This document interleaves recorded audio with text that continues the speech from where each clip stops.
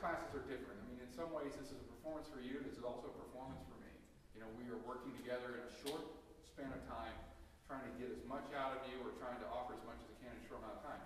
You know, from week to week with your teachers are not, I'm not always in the mood to have my horn out in a lesson.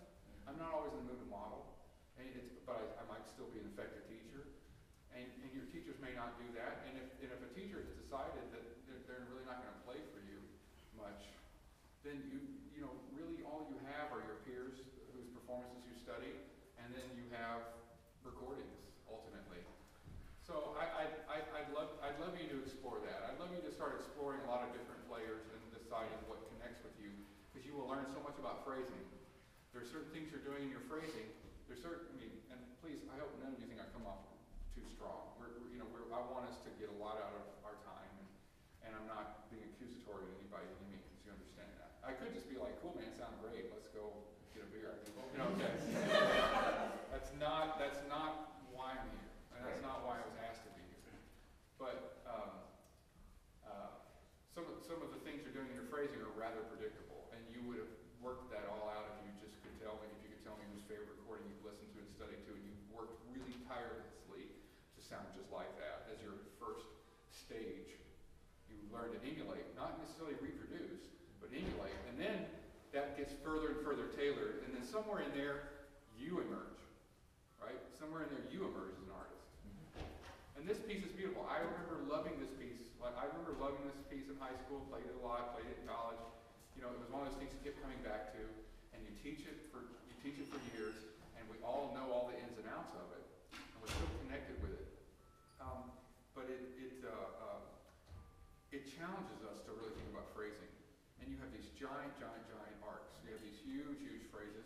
He puts it in 5/4. By the nature of that, he's basically extended our sense of predictability, because 4/4, and if it was 4/4 and 4-bar phrases, this music would have a real clean kind of almost song form quality to it, right?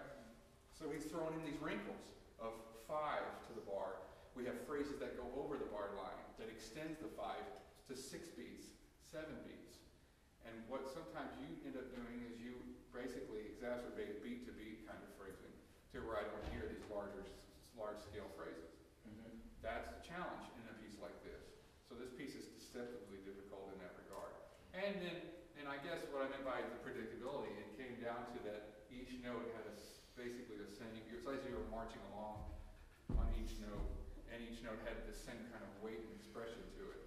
So you need to look at concepts, we all need to, and this is me too, I mean, as a player, I'm thinking about this all the time, working on it, but the idea of thesis and antithesis, the idea of complementary ideas, notes that serve another note, notes, we sometimes call them anacrusis, we sometimes talk about phrases in the Latin form, dus comes, okay, statement, answer, or call, response, a lot of things like that. And when we talk about just the very nature of the hierarchy of 5/4, in a hierarchy of 5/4, what's the thesis note? What's the primary thesis note of 5/4? 1, okay, that's primary thesis. And then what's 2, 3, 4, and 5 doing in the concept of a phrase or a concept of a meter? Leading up to 1 again? Well, they're definitely leading to 1 again, you know, but is there internal workings within that? Of 2, 3, 4, and 5, what's the next in importance?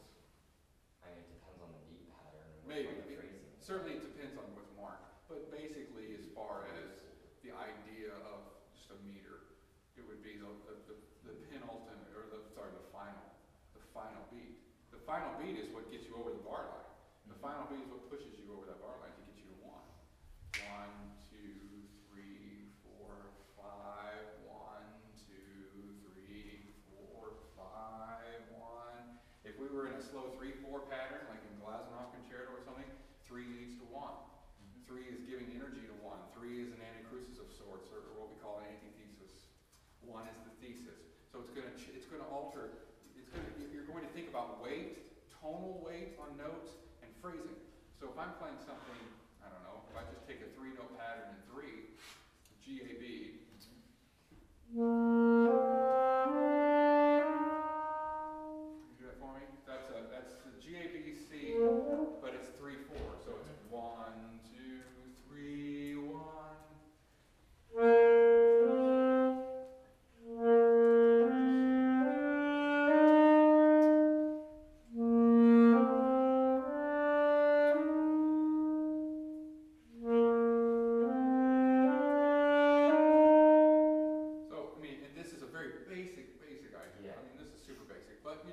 we have to talk about, we have to get back to these ideas.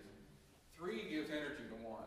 3 is active, 1 is passive, it's receiving the energy. So it's probably going to have some impact on where I choose to weight the sound as I cross the bar line, and then it's going to have some impact on what notes I choose to vibrate. So you started to have a very predictable vibrato, where each note, you would sort of start the note, you land on it, and then you would shimmy it, and then you would move to the next note, and you'd land on it, and you'd shimmy it, and then you move to the next note, you land on it, and you shimmy it. Your vibrato had no map, other than the fact that you did the same thing on each note, and you weren't creating a hierarchy through your vibrato.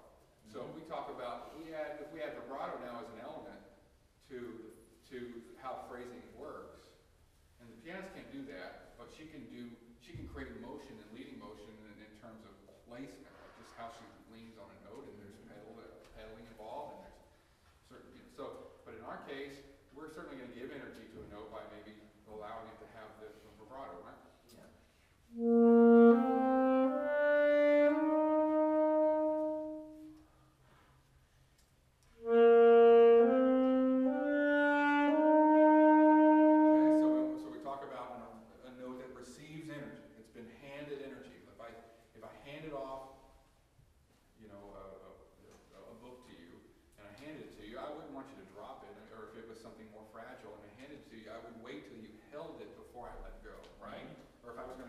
Saxophone right now, you'd probably go, whoa! So I mean, I would expect you to be like, oh my God. Right, so that's transference of energy. That's transference, and your phrasing needs to have some of these kind of moments. So when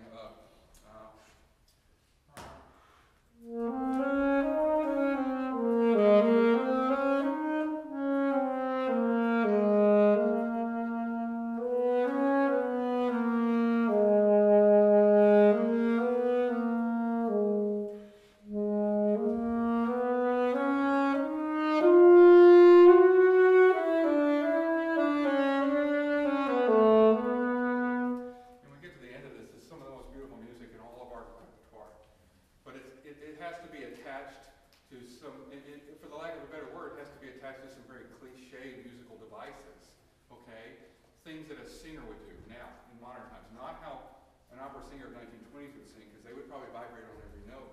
And if it's mule, it's going to be on each note too, but that's dated. That's the dated quality of mule. That's not the modernized quality of mule. That's the dated quality of listening to music from now almost 100 years ago, right? So you would hear.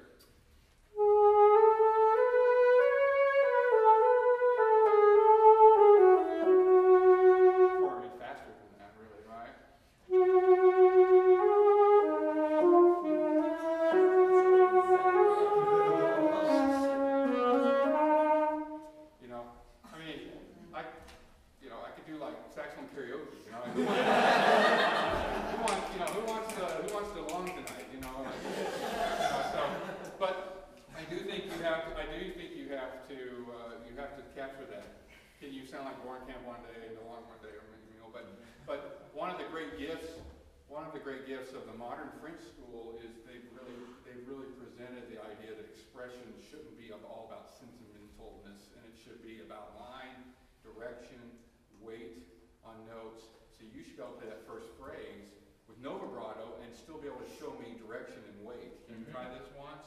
Sure. And let's do it with piano, so we can be tuning against that. So this very first phrase.